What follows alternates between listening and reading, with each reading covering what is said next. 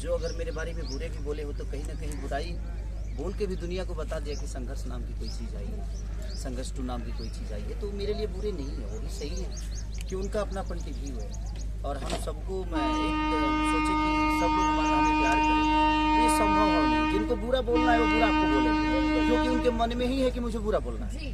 तो देखिए, दो चीज़ें होती है, कुरान और कुरान एक साथ रहता है, कभी लड़ता नहीं, और जो पढ़ता है वो कभी लड़ता नहीं, जो नहीं पढ़ता है वो लड़ता है। तो एक जगह कुरान और कुरान को रख दीजिए तो उसके एक भी पन्ना तक टकराते नहीं है, वो ऐसे ही रहेंगे जैसे वो रखे गए, क्योंकि वो अपनी अपनी गरिमा को जानते हैं कि कुरान का गरिमा क्या है और कुरान की गरिमा क्या है। और जो पढ़ता है उसकी गहराई तक गया है, वो कभी नहीं लड़ेगा, क्योंकि ना कभी कुरान किसी को लड़ने के लिए बोलता है, ना कभी कुरान किसी को लड़ने के लिए बोलता है। सच्चाई और बुराई के लिए लड़ने की बातें होती है, लेकिन जो उसको नहीं पढ़ता है वही सबसे ज़्यादा ज्ञानी हो जाता है। और दुनिया में एक चीज़ तो है कि आप अगर कभी जाइएगा ना, कहीं बहुत ऊंचे पे जाइएगा ना, तो उतना ऊंचा जाने की क्षमता तो उसकी नहीं है जो आपकी बुराई कर रहा है। उसकी क्षमता इतनी है जो आपको 10 गाली दे सकता है। तो वो अब उसके पीछे के संघर्ष वो कभी देखा नहीं ना, संघर्ष करके तो बड़ा हुआ ही नहीं है। हाँ, उतना आप ऊँचे हैं जो उसको गाली देने के भी काम आ पा रहा है। तो ये सब चीज़ों पे फोकस नहीं करना चाहिए। ऐसे लोग तो आपके जीवन में मिलते ही रहेंगे।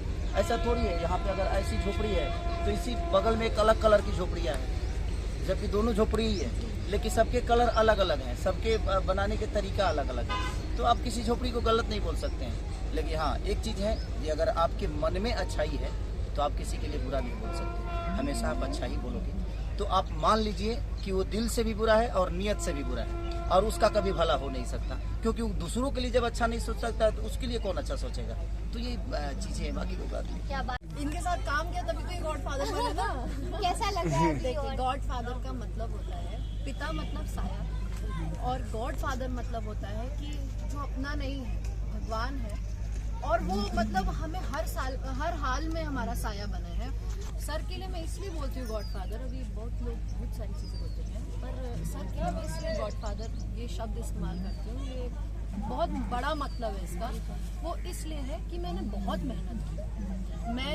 मैंने लिटरली अप्रिसिएशन के लिए मैं रोई हूँ। मैं बहुत वैसा हुआ कि कोई रिसीव ही नहीं कर रहा है, मैं इतनी मेहनत कर रही, कोई देख ही नहीं रहा, किसी को मतलब ही नहीं है। तो मैंने भी अपने काम में फिर चीज़ें उतना, मतलब कहते हैं ना कि पैशन है, मेरे पैशन को कभी किसी ने समझा ही नहीं। यहाँ पे लोग बिजनेस कर रहे हैं, लोगों को बिजनेस पॉइंट ऑफ व्यू से करना है, हम पैशन के लिए आए थे, वो काम ही नहीं हो रहा था।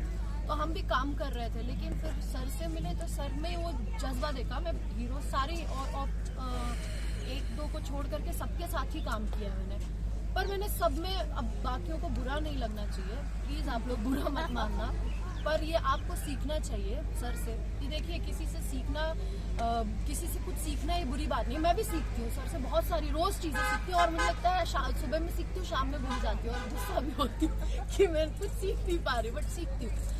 सीखना चाहिए सभी हीरोज़ को। अब जैसे हम हीरोइनों से सीखेंगे या जो भी है, तो आप लोगों को भी सीखना चाहिए कि काम के प्रति ईमानदार होना बहुत ज़रूरी है। और सबसे बड़ी बात ये, हमारी रोज़ी रोटी, सभी बोल रहे हैं जैसे, तो हमें अपनी इंडस्ट्री को बड़ा करने के लिए हमने क्या किया?